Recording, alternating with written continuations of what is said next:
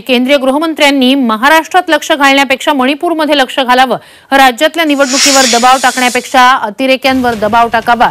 राज्यात गृहमंत्रीच काय, Trump Putin यांना बोलावलं तरीही राज्यात मवियाचंच सरकार येईल, असा घणाघात संजय राऊतांनी भाजपच्या या अधिवेशनाच्या मुद्द्यावरून अमित शहांवर केलाय।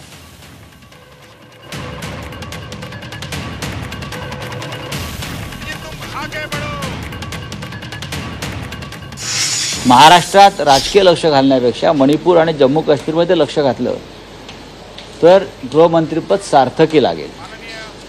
गृहमंत्री पदाचा वापर करून राज्यातल्या निवडणुकांवर दबाव आणण्यापेक्षा अतिरेक्यांवर दबाव आणा आणि त्यांना खतम करा।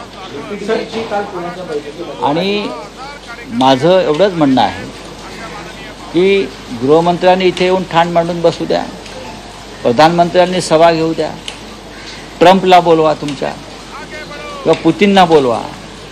या राज्यामध्ये